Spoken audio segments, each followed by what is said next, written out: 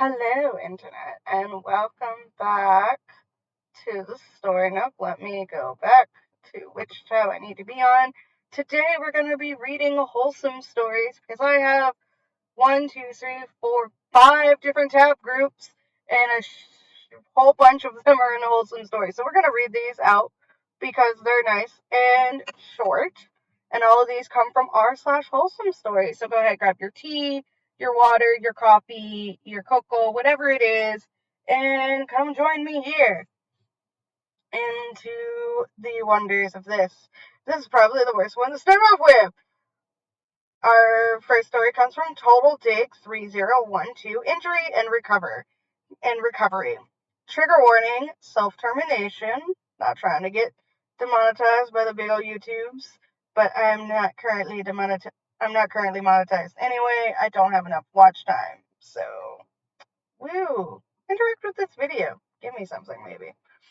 2 years ago, I was a national champion gymnast on the U.S. men's junior national team and planning to try out for the Olympics in a year. I was considered to be one of the best young gymnasts in the world. 1 year and 5 months ago, I fractured my spine doing a relatively simple tumbling pass. My entire life crumbled. I spent virtually every hour of my life since the age of 6 working towards going to the Olympics, and in a moment, it was all taken from me. I didn't think I would ever do gymnastics again, and I fell into a deep depression. At my lowest point, I tried to commit self-termination. 1 year ago, I could barely walk and went most places either with a cane or a wheelchair. Today, I went to my first gymnastics practice in nearly a year and a half. I don't know if I will ever be as good as I was, but for the first time in a long time, I have hope, and I don't want to die. And my little heart, my little heart for the OP. Because, I understand, with gymnastics, it's a lot about, your body size and physique, being able to do all those flips and twirls. I don't know if men have to do as many flips and twirls as the girl. Most of what I know about gymnastics comes from Athlete A, which is a Netflix documentary about the creepy physical therapist who is a very, very bad person. He did a lot of bad things. But my little heart goes out to OP. Hopefully, they'll be able to go back and do the things they enjoy. Maybe find a new hobby. Talk to some friends and stuff about, how they're feeling. It's a very complicated thing. But we're going to go on to our next story. Where are you?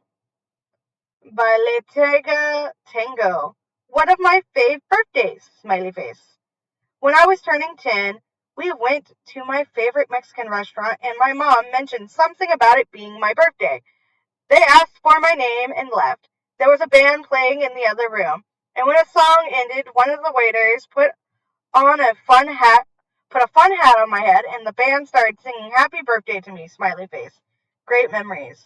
I've had that happen at a couple of restaurants, which is always, nice, I guess.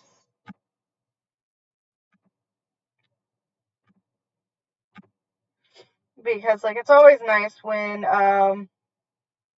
they sing happy birthday.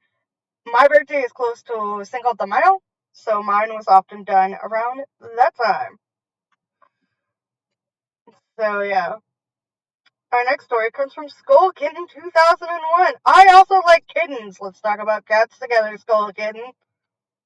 I thought I was the worst person to get pregnant. Oh no. This is an wholesome story, so I know it's going to end happily. Or at least on a good note. After I left my daughter's dad, I spent 4 years believing no one would want to have a child with me. I blamed myself and my pregnancy hormones for the relationship ending. But I now know that's not the case. My relationship with my daughter's dad ended because I wasn't being treated like a spouse. I was being treated like a maid and a free prostitute. Am I Yeah, I'm 5 minutes in. I think that's good enough for me to say that word for hopefully when I eventually get monetized. But I didn't see it like that. Some of the things my ex would say about me while I was pregnant with our daughter made me feel like I was nothing but an error because other women can still do all this. Why can't I? But now that I'm 22 years old and finally in a healthy relationship with a man who treats me like an equal and who respects me as a person and spouse, and we are currently expecting a baby. Hold on. You're 22, your baby is 4. 22 minus 4. You were 18 when you were pregnant with your first child. I'm not sure if there was an age gap with your first husband, but he was a piece of crap. Granted, I can't really say anything. My mom had her first kid at 14 and her last at 20. But I'm glad you were able to escape that horrible relationship with the first husband, and now you're with another husband, and you're still very early in your life, and you have a lot of time to live and be safe and healthy and happy. And you're currently expecting a baby, so congratulations to both of you. Now, if I am not feeling good, I can lay down and even take a nap without worrying about getting yelled at. I can get emotional and cry without fear of being told to shut up or be forced into someone's arms. I thought I was nothing but a monster to have a family with. But this man proved me wrong and continues to prove me wrong every day. The fear of this wonderful time going away is still present though. But what helps me relax is a bit is reminding myself that I didn't make it this long with my daughter's dad because of the mistreatment. If my boyfriend was anything like him, I wouldn't still be here. So yeah. Congrats, OP. You're realizing that your previous partner, your daughter's dad, was a lying jerk, very abusive. I do hope that at some point you might seek out therapy for any issues that you might still have that are lingering, because I know that is a thing that happens. But yeah, happy to hear that you're doing well. And congrats on your baby. Our next one is from ZCUJ. My husband's grandmother hid Cheetos in her house. Oh, that's hilarious. My husband's grandmother loves Cheetos. She lived alone for the last decade since her husband passed. Her memory had been declining, but was a very sharp woman nonetheless. For Halloween, she'd buy boxes of chips for the kids and would pick the bags of Cheetos out of the box for herself. They were her favorite snack. That's cool. I also like Cheetos. I prefer the puffs. My husband likes the crunchy ones. She always had some Cheetos on hand in full view, too, which the family knew about. She had recently become ill, and when she was in the hospital, she couldn't say much. But when my cousin joked about having some of her Cheetos, she said, "Don't dare." We laughed as she cracked jokes even on her deathbed. She passed away last week, and we have reconnected with family in the meantime to be close during the funeral. She wanted to incorporate Cheetos in her funeral somehow, so the family decided to make flower arrangements with Cheetos in them. When we came to her house, our family had been sorting through her possessions. As we looked through different drawers, cupboards, and other places in the house, we kept finding small bags of Cheetos scattered among her possessions. We were perplexed. The current theory is that in order to keep from eating too many at once, she would hide them from herself in little places to forget about, so that as she went about her daily life, she would stumble upon a bag she'd forgotten as a little treat. As a way to send her off right, we're burying her tomorrow with a bag of Cheetos. Smiley face. Oh, that's adorable. Grandma always get your Cheetos. My papa is similar. My papa, my whole entire life, he always kept like boxes of snack kicks in his room, in his like sorting drawer. He doesn't so much anymore because his wife passed and she's no longer buying them. But both of them had like little box snack cakes in the room, and you could always go in and be like, hey, can I have this? And yeah, you didn't even need to ask. Just take it. And that is adorable, and I'm glad Grandma was able to have that with her.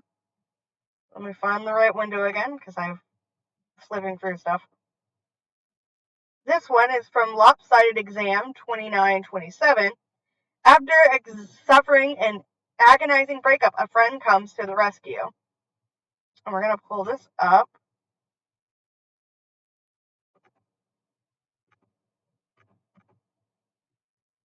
And we're going to switch how the screen's being captured. So give me a moment.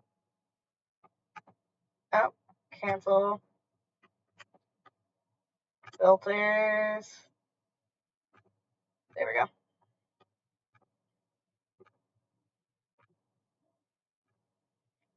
There we go.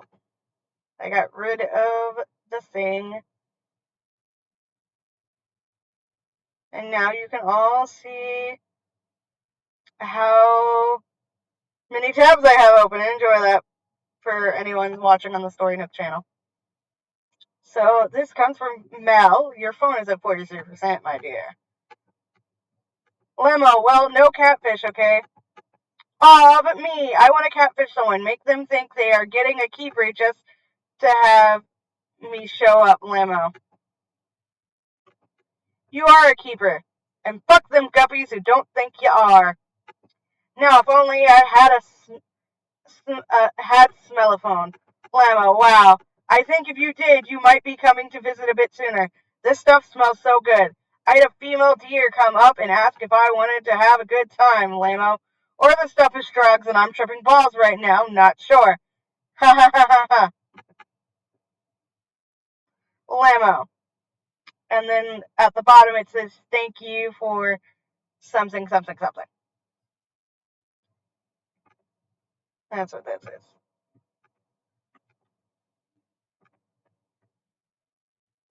But that is nice and funny. I have to switch.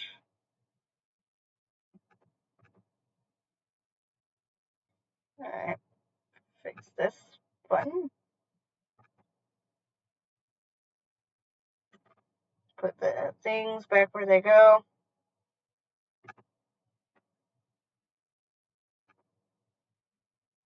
There we go. Yay, put everything back where it needed to be. Onward to our next one, which is from Snow Kiwis 3692. Singing made me realize I was capable of doing anything. I always thought a lot of things were impossible, and singing in tune was one of them. But the more I sing, the more I realize that one day I'll be able to sing songs perfectly and become a very good singer. Singing gives me so much self-love and confidence that I always feel bad about the fact that I have a high-pitched voice. But being a tenor is a true gift when it comes to singing. It makes me realize it's just a question of time before I can become whoever I want to be. I have not yet sung in front of anyone, as I'm shy about it, and I want a professional singer's feedback before singing in front of an audience. One day someone told me I should probably sing because he thought my American accent was impeccable. And actually, this little remark had me thinking a lot about my capabilities. It's all about the confidence and passion. I've always been passionate about language learning, music, and everything. I really wanted to share this with you because I don't think I've ever been gifted. My only gift was being curious, obsessed, and passionate about what I do. Believe in your dreams.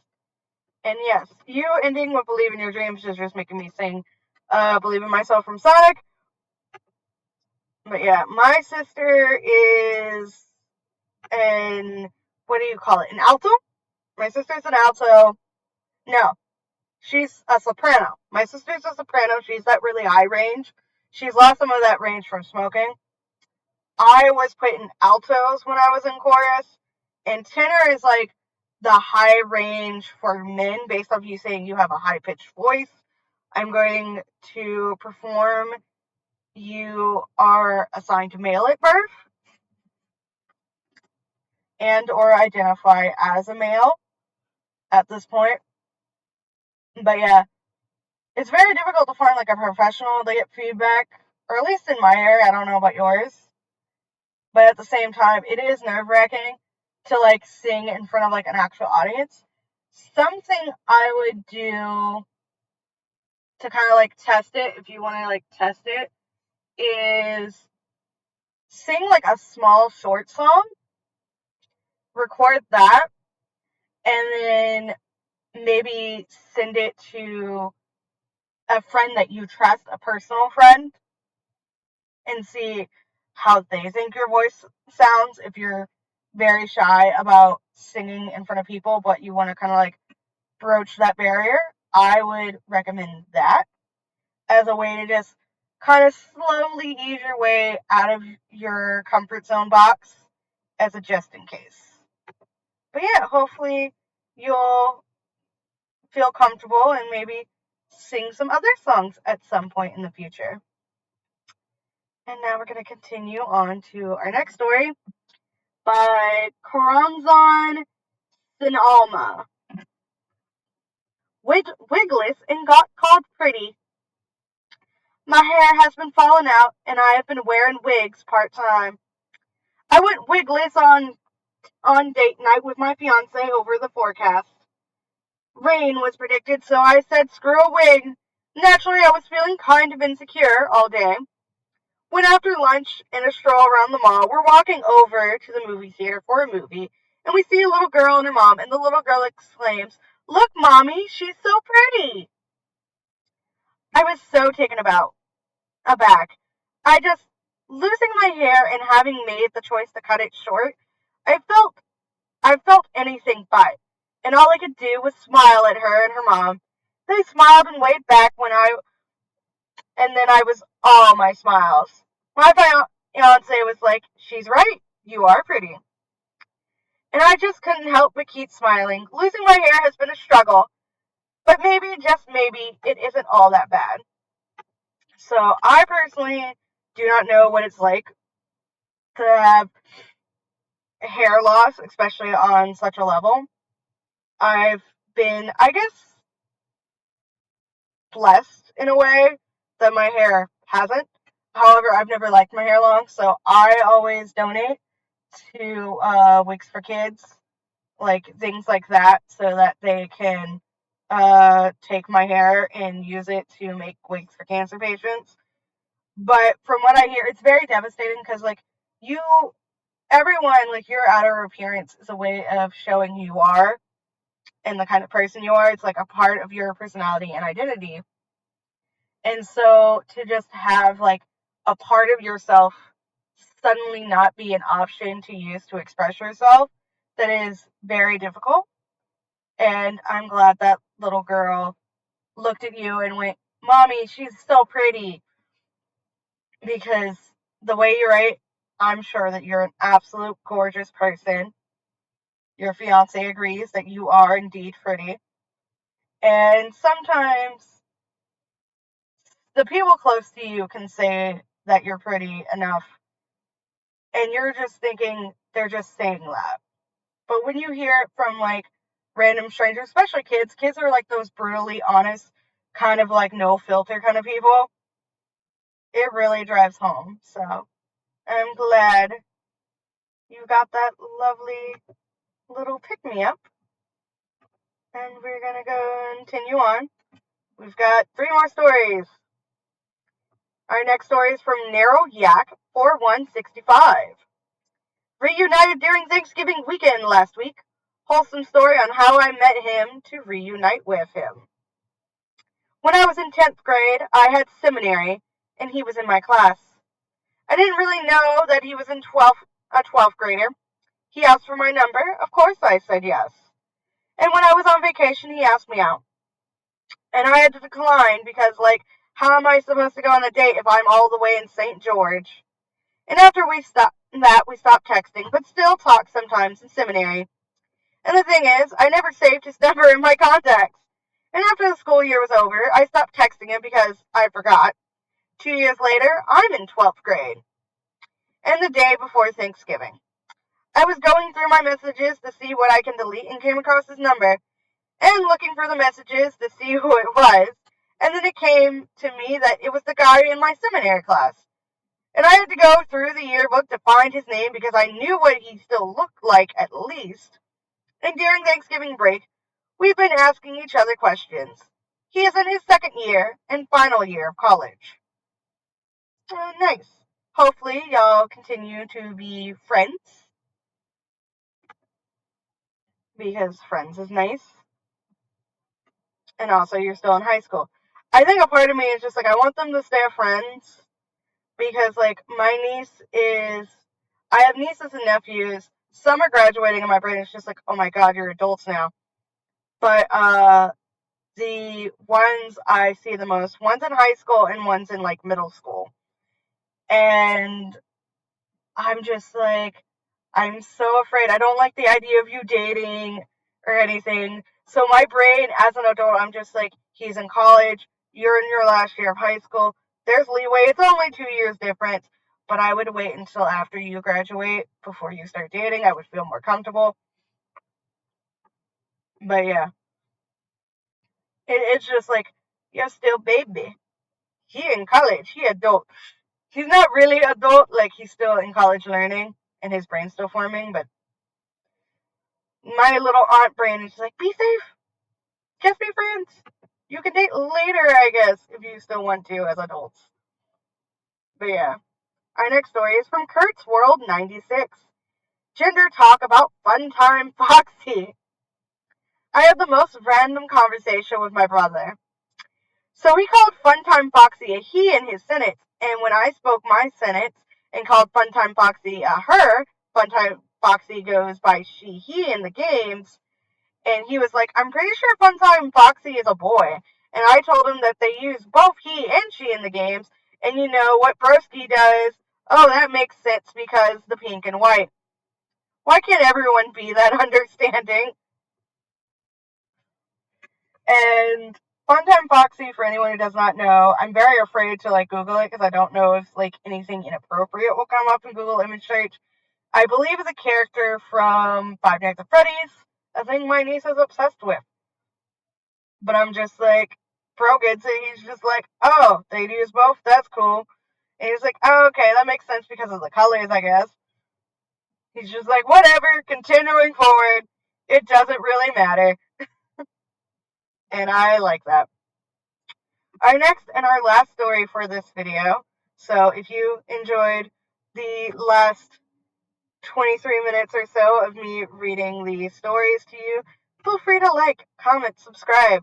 Tell me what other kind of like stories you would like me to read in the future. Be awesome. I don't get many compliments, so everyone is special to me. But this one was very special. I, 20 male, am part of a friend group of 7 people. Most of us had known each other for years already before we decided to meet up every Friday to sit at one friend's house, talk, drink beer, and play Mario Kart.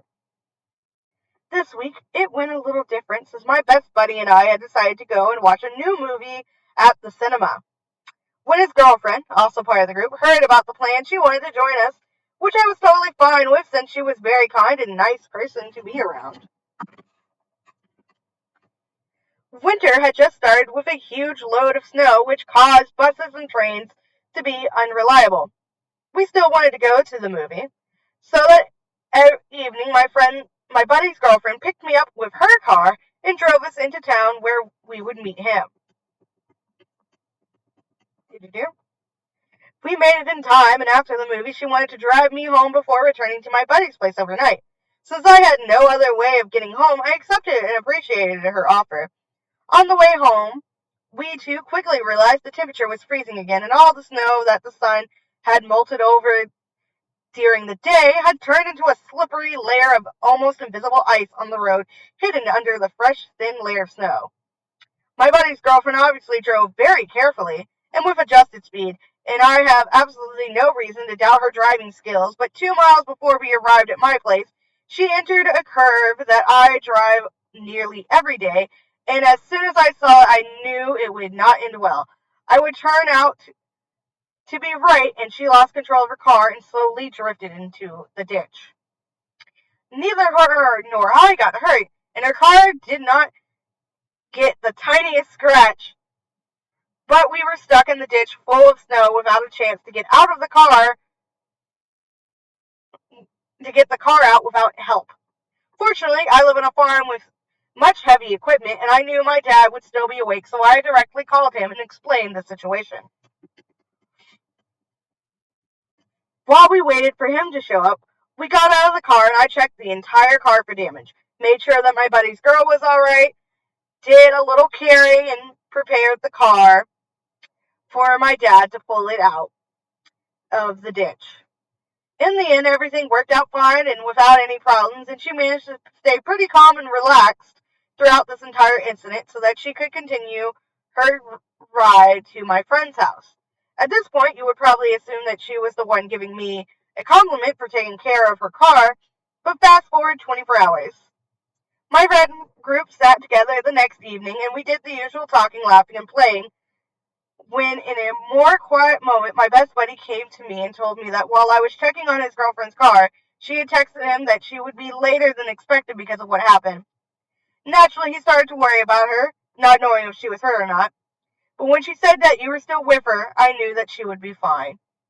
See, that's a friend who's just like, I know my dude, I know my pal, I know my lady is going to be safe with you and that she's not going to be in any danger. She's not going to be hurt or any of that, and that is adorably sweet and precious. And you're a good friend for that. And how did we unplug this thing again? VTuber model. Stay doing what you're supposed to do, my dude. I swear, some days. Does not want to move. That's fine. I'm looking into possibly getting a new one. Oh no! When did you end? Okay, well, I gotta rip the audio recording off of the video now because it got randomly stopped for some weird reason. Alright, my computer glitched. But that is all for today. Thank you all so much for being here. Have an awesome day. Stay safe and eat all of your snackies. Stay hydrated. Do all the things. Thank you very much to my Patreon and Ko-fi supporters for helping me be able to continue to produce more videos like this because you guys are awesome. Bye bye!